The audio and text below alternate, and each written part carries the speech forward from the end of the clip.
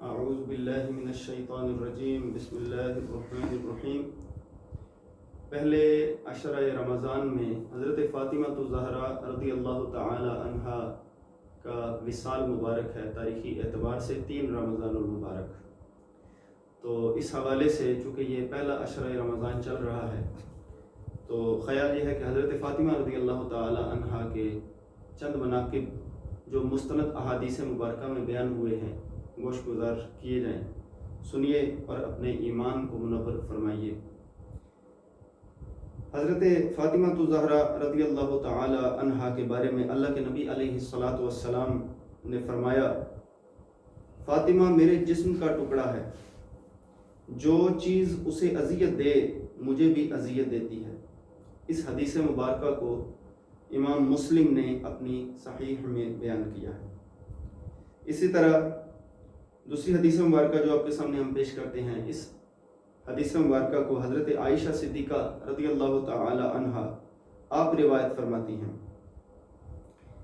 اور آپ فرماتی ہیں کہ نبی کریم صلی اللہ علیہ وسلم نے اپنی شہزادی فاطمہ کو اس تکلیف کی حالت میں بلایا جس میں آپ صلی اللہ علیہ وسلم کا وصال شریف ہوا، اور ان کے کان میں کوئی بات فرمائی، وہ رونے لگیں۔ پھر بلایا اور ان کے کان میں کوئی بات فرمائی تو وہ ہنسنے لگیں۔ میں نے ان سے یہ ماجرا پوچھا تو انہوں نے کہا، نبی کریم صلی اللہ علیہ وسلم نے جب پہلی بار راز کی بات فرمائی تو فرمایا کہ میں اسی تکلیف میں وفات پا جاؤں گا۔ میں رونے لگی۔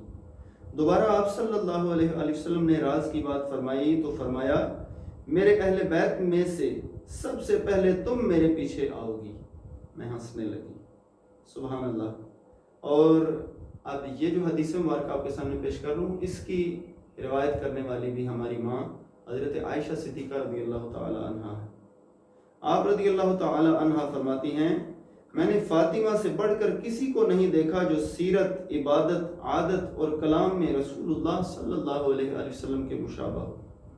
جب وہ آپ صلی اللہ علیہ وسلم کے پاس آتی تھیں تو آپ صلی اللہ علیہ وسلم کھڑے ہو جاتے تھے، ان کا ہاتھ پکڑ لیتے تھے اور انہیں بوسہ دیتے تھے اور انہیں اپنی جگہ پر بٹھا دیتے تھے، اور جب آپ صلی اللہ علیہ وسلم ان کے پاس تشریف لے جاتے تھے تو وہ کھڑی ہو جاتی تھی، آپ صلی اللہ علیہ وسلم کا ہاتھ پکڑ لیتی تھیں اور آپ صلی اللہ علیہ وسلم کو بوسہ دیتی تھیں اور آپ صلی اللہ علیہ وسلم کو اپنی جگہ بٹھا دیتی تھیں۔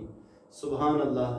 یہاں اس حدیث مبارکہ میں بعض نادان لوگ جب اس حدیث مبارکہ کو بیان کرتے ہیں تو وہ بعض اوقات یہ بات کر دیتے ہیں کہ جی نبی پاک صلی اللہ علیہ وسلم کے پاس جب آتی ہیں حضرت فاطمہ رضی اللہ تعالیٰ عنہ تو آپ ادب کی وجہ سے کھڑے ہو جاتے۔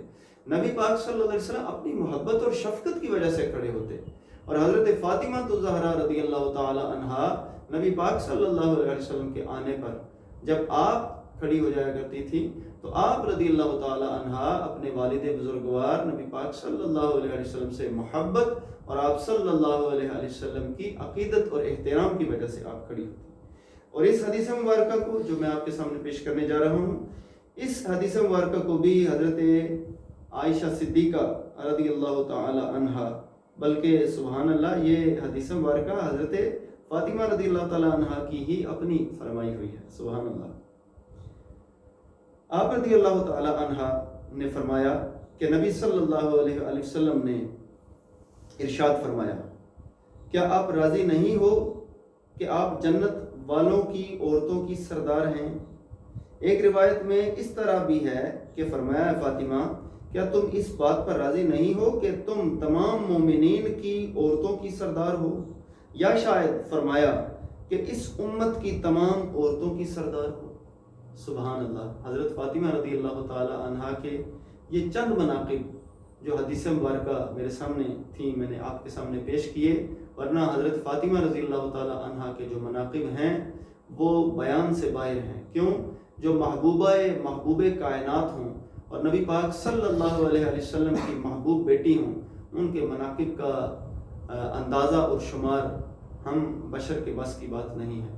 اللہ تعالیٰ سے دعا ہے کہ اللہ تعالیٰ ہمارا حشر حضرت فاطمہ الزہرا رضی اللہ تعالی عنہا کے عقیدت مندوں میں فرمائے۔ آمین بجاہ النبی الامین صلی اللہ علیہ وسلم۔